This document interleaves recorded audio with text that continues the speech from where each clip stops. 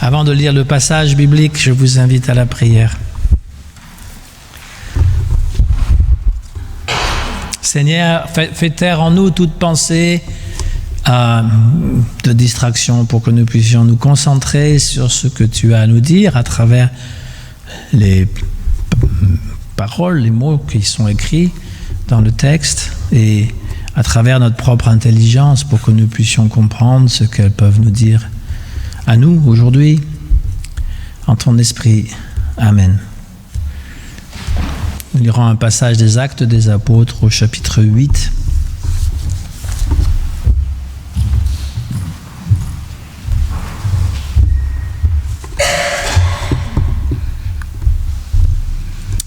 Philippe, étant descendu dans la ville de Samarie, y prêcha le Christ.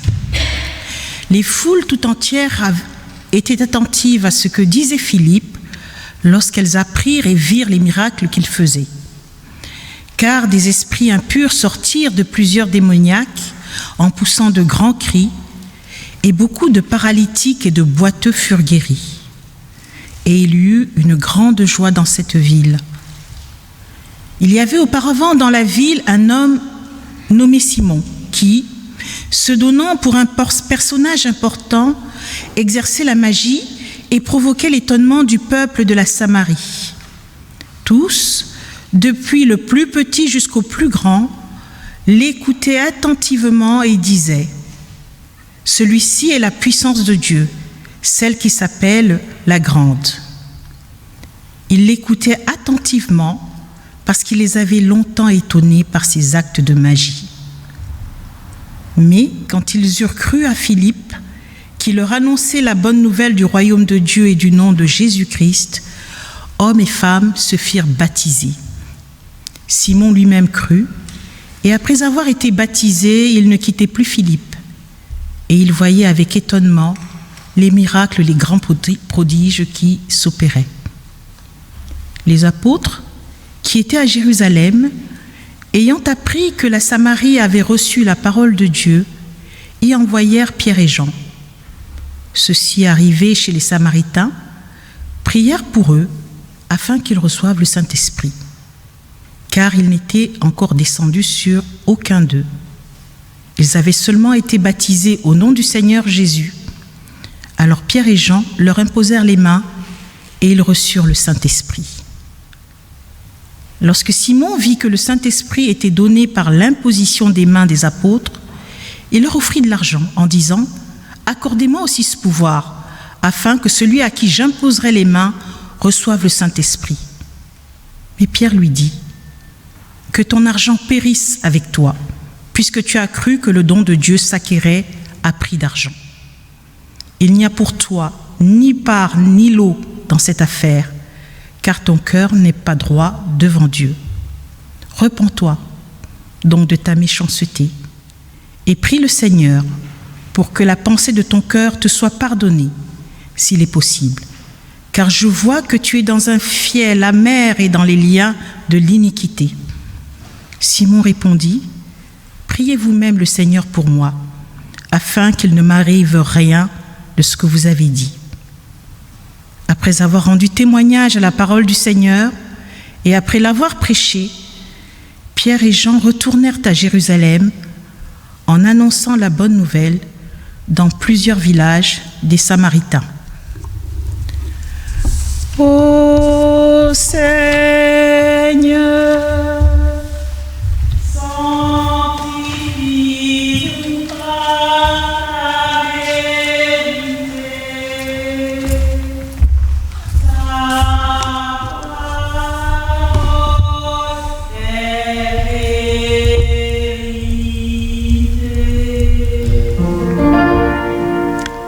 Ô Seigneur,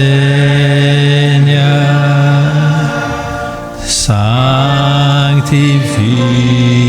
par ta vérité. Ta parole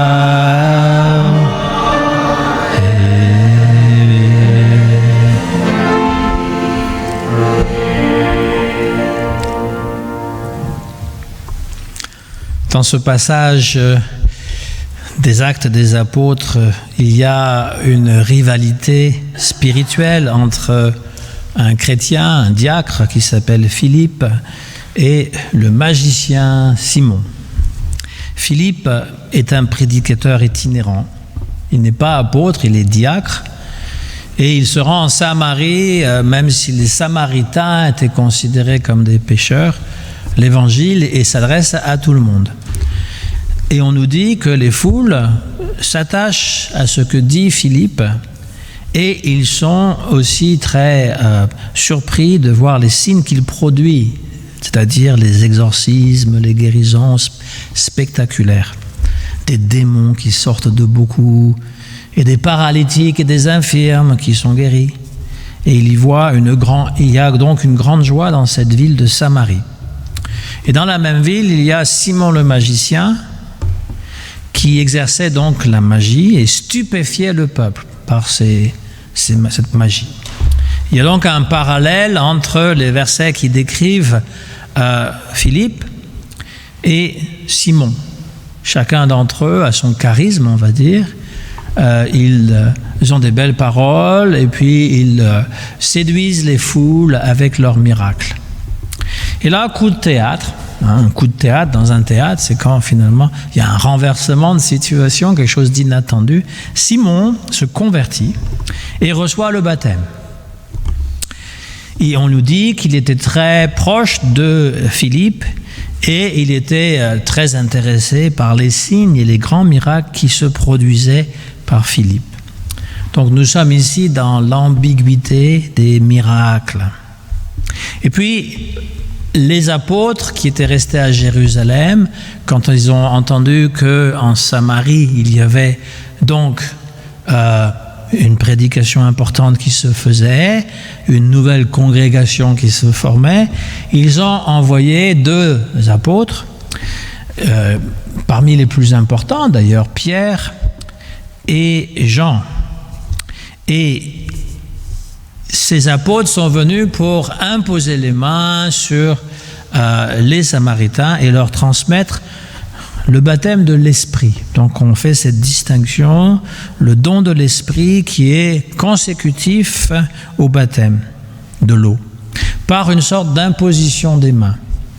Je ne sais pas, il y a peut-être de l'électricité qui sortait de leurs mains et les gens étaient remplis de l'Esprit. D'abord, c'est une prière qu'ils font et puis ils font ce rituel. Cette association entre le baptême d'eau et le baptême d'esprit était déjà annoncée à la Pentecôte et maintenant il s'applique aux Samaritains, c'est-à-dire qu'il est pour tout le monde. Pourquoi recevoir le don de l'esprit, le baptême de l'esprit? Est-ce que c'est pour faire les mêmes miracles que faisait Philippe? C'est-à-dire que chacun d'entre eux, ayant reçu l'esprit, pouvait guérir les maladies et faire en sorte que les gens qui étaient mentalement dérangés deviennent sains, parce que c'est de ça qu'il s'agit, n'est-ce pas? Alors Simon, le magicien, voyant tous ces prodiges, et surtout le don de l'Esprit Saint donné par l'imposition des mains, propose à Pierre et à Jean de l'argent pour acheter ce pouvoir. Donnez-moi ce pouvoir, moi aussi je veux transmettre. Il a vu, parce que comme un bon magicien, il a vu qu'il y avait un profit à tirer et que comme ça il pourrait aller encore plus loin dans sa magie. Et donc cette idée, cette ambiguïté qui est à la fois sur les miracles et l'esprit, ce pouvoir qui donne un pouvoir miraculeux. Comme je l'ai déjà dit plusieurs fois, il y a des chrétiens aujourd'hui encore qui mettent en avant tout cela, puisque c'était dans la Bible, puisque à l'époque donc il y avait des guérisons miraculeuses et le don de l'esprit, eh bien qui baptisent leurs fidèles avec l'esprit et ainsi ils peuvent guérir des maladies soi-disant incurables. Il y en a même qui prétendent qu'ils peuvent faire revenir à la vie des gens qui sont déjà morts. Et puis c'est pas quelque chose qui sont tellement nouvelles, parce que dans le monde catholique, il y a quand même aussi beaucoup de questions de miracles. Ce n'est pas nécessairement l'Église, le haut clergé, on va dire, qui entretient ce goût pour le surnaturel, c'est plutôt le peuple. Mais disons que il laisse faire. Donc tout le monde a entendu parler de Lourdes, hein, c'est le lieu de pèlerinage le plus important en France. Il y a des milliers de personnes qui vont chaque année et des gens qui sont donc handicapés parce qu'il y a des gens qui ont été guéris. En fait, ceux qui ont fait le pèlerinage à Lourdes, qu'ils soient handicapés ou non, constatent qu'il n'y a pas autant de miracles que ça, que la plupart des handicapés reviennent handicapés. Mais qu'il y a un accueil très grand, une chaleur humaine, etc. Mais ça fait partie quand même de ce folklore. Alors je dois dire pour ma part que c'est un folklore qui ne m'a jamais parlé. C'est vrai, j'ai la chance de ne pas être handicapé et de ne pas avoir des problèmes trop graves pour demander une intervention divine qui pourrait me guérir. Mais j'ai toujours privilégié un petit peu une approche plus rationnelle de la religion. Dans les années 80, ça a duré une vingtaine d'années, ce qu'on appelait le New Age, hein, le nouvel âge. C'était aussi prendre un petit peu à droite, à gauche, tout ce qu'il y avait de bien dans les religions, de faire une espèce de religion nouvelle et de proposer aussi ces guérisons.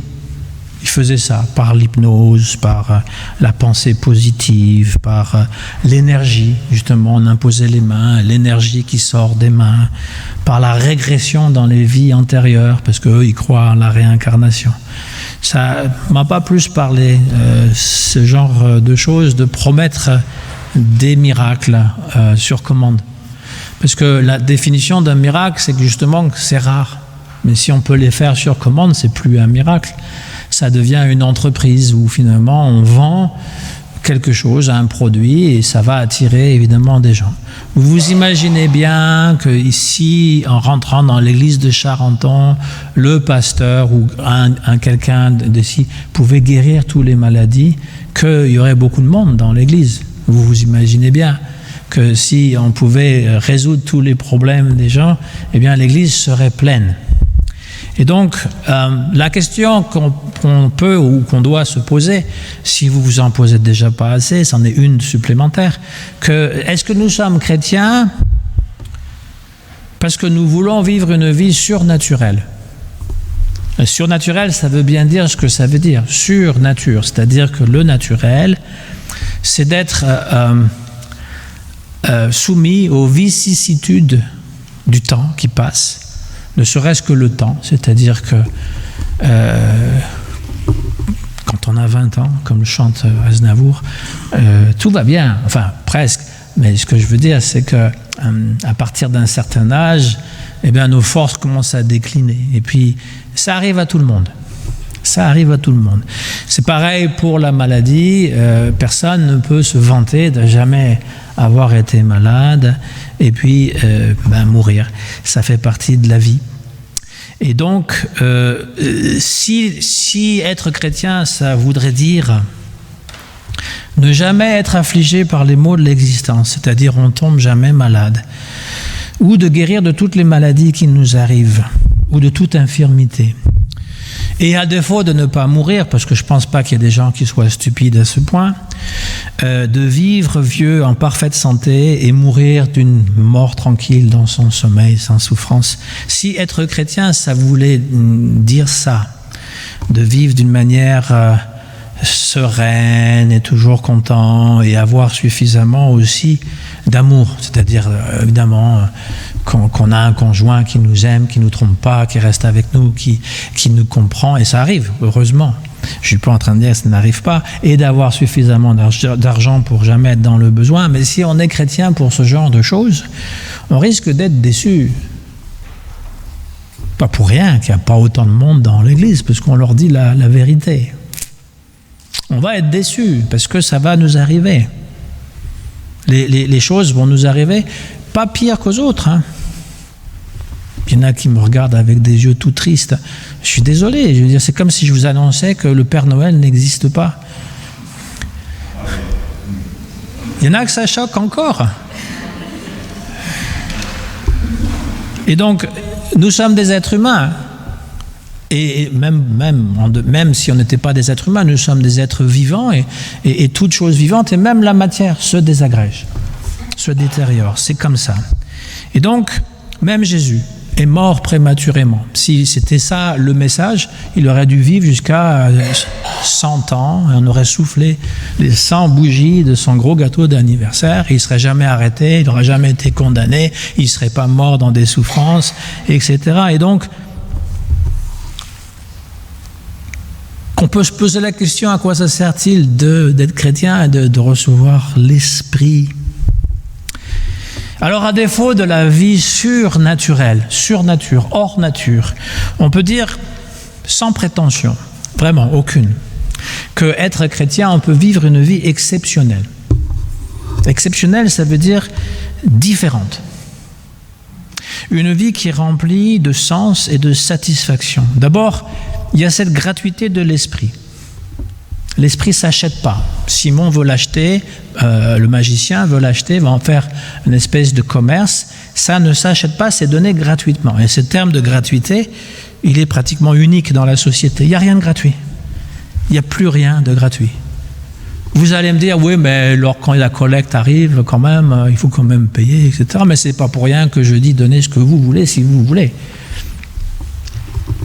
Et puis c'est certainement pas, on ne vous demande pas un prix fixe, et puis voilà, et on ne sait même pas ce que vous donnez. La gratuité, c'est quelque chose qui est unique dans notre monde. Ce n'est pas la seule chose, parce qu'il y a d'autres personnes qui peuvent donner des choses gratuites en dehors des chrétiens.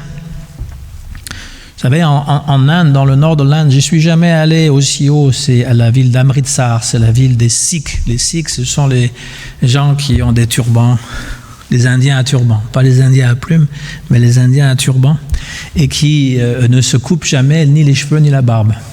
Donc ils se mettent un chignon, etc. Et dans le turban, il y a des armes, enfin des armes minuscules, des petits couteaux, etc.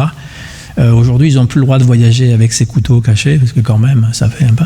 Et c'est une religion qui est un mélange de l'hindouisme et de l'islam.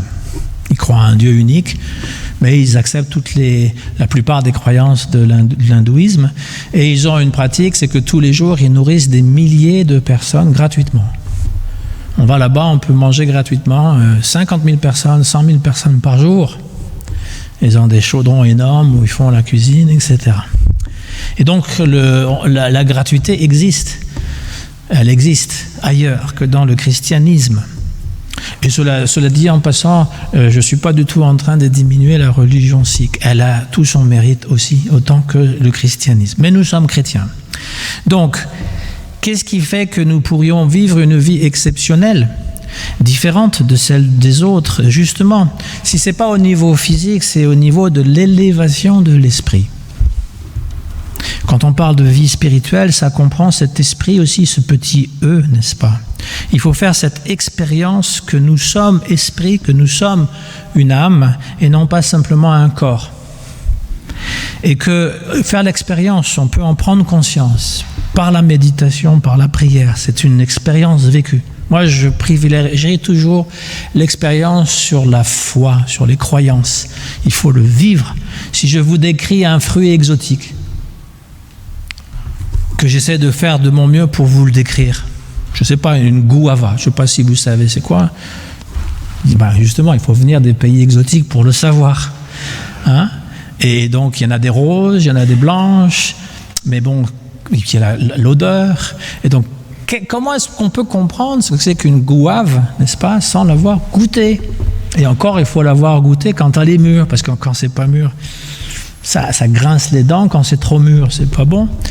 Et donc ça, c'est juste un exemple. Si je vous parle de n'importe quel pays dans lequel vous n'êtes pas allé, vous pouvez vous imaginer toutes sortes de choses. Mais il faut faire l'expérience pour vraiment comprendre.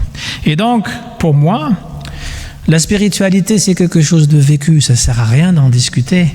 C'est quelque chose que l'on doit vivre pour soi. Donc ça, c'est déjà quelque chose d'exceptionnel, à mon avis, dans une société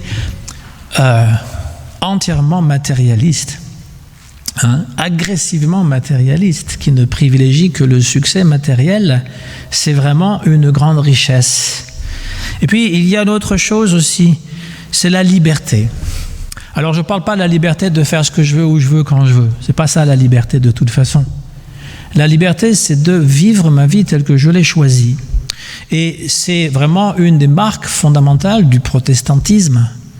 Lorsque la Renaissance est là, cette idée que je suis quelqu'un de libre, Martin Luther, une des plus belles paroles qu'il a prononcées, c'est justement lorsqu'il était convoqué par le roi pour se rétracter, pour dire qu'il s'était trompé et brûler tous ses livres.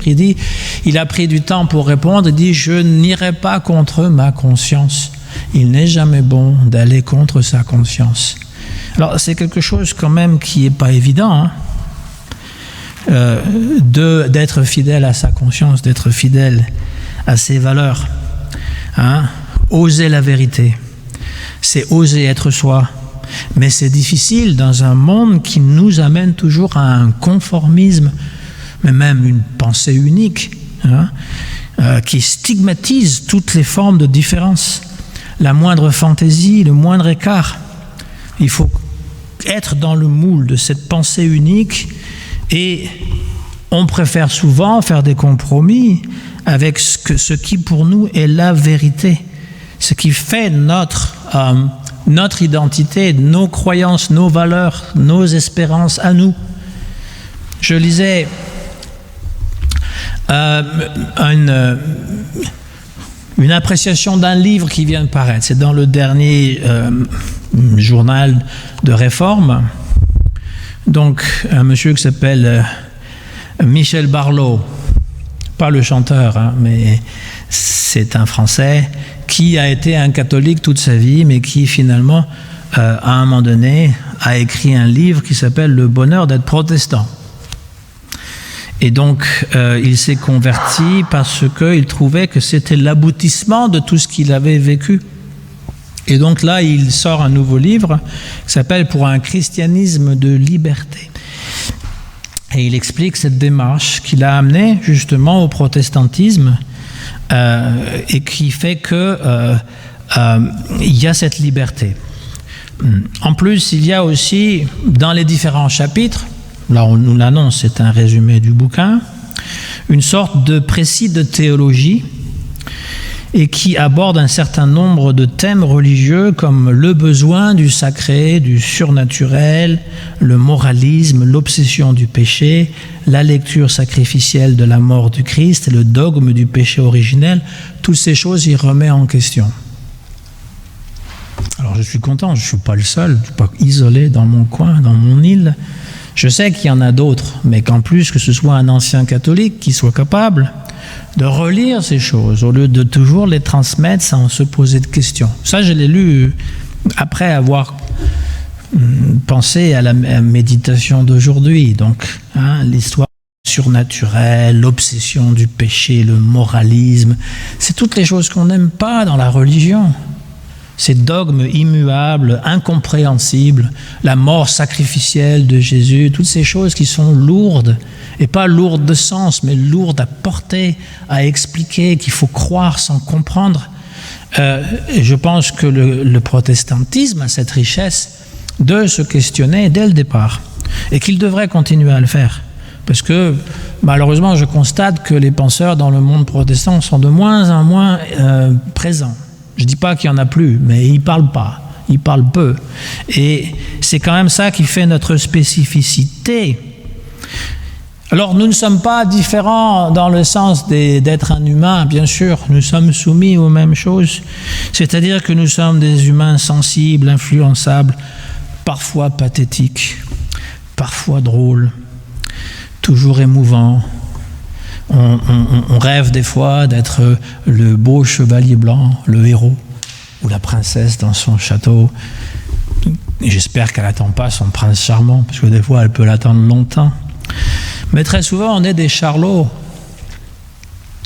Mais c'est pas comment dire, c'est pas un reproche, parce que Charlie Chaplin c'est un des génies de la comédie et qui pouvait nous émouvoir en même temps.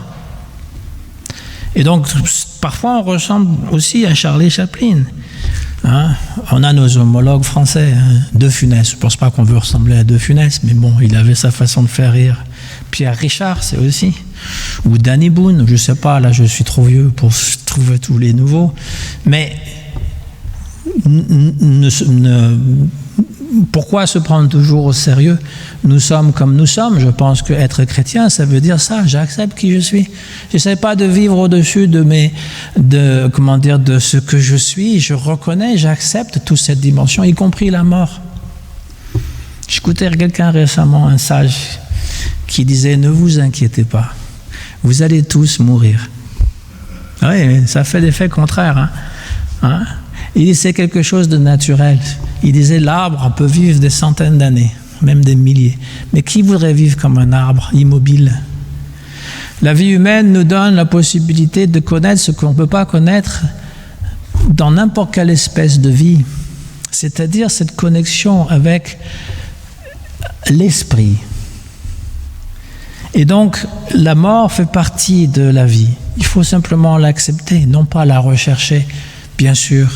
Mais nous sommes tellement anxieux, nous avons tellement peur de la mort que nous oublions de vivre. Nous préférons vivre enfermés, dans le confort, mais surtout, et puis cette idée de vivre le plus vieux possible, dans des conditions épouvantables.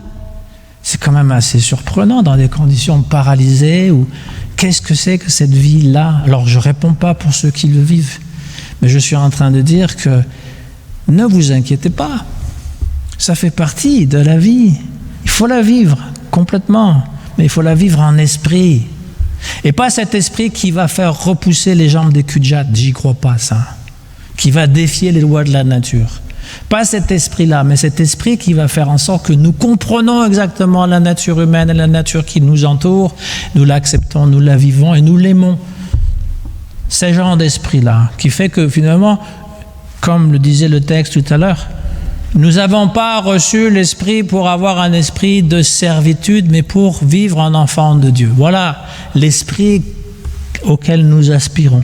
Si nous sommes fils et filles de Dieu, vous imaginez-vous un instant, s'il y avait encore un roi tout-puissant, qui peut faire ce qu'il veut, qui a tout l'argent, qui a tout le pouvoir qu'il veut, et vous êtes son fils légitime, et qu'il ne vous déteste pas, un bon roi. Je ne parle pas du roi tyran qui tue tous ses enfants, je parle d'un roi qui aime ses enfants. Si on savait qu'on est enfant du roi, personne ne peut nous faire du mal. Eh bien, c'est la même chose. Le Père Céleste, il est là, et nous sommes ses enfants spirituels. Donc personne, rien peut finalement nous faire du mal. C'est ça, cette conviction. C'est de cet esprit-là qu'il s'agit. Si vous guérissez les gens incurables, et si vous réveillez les morts, dites-le moi. Moi, ça m'intéresse.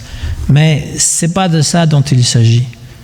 Ce qu'il s'agit vraiment, c'est de revivre, de se mettre à vivre pleinement avec cette confiance que Dieu est bon, que la vie est belle, qu'elle mérite d'être vécue, qu'il faut la vivre jusqu'au bout, même lorsqu'elle semble moins belle.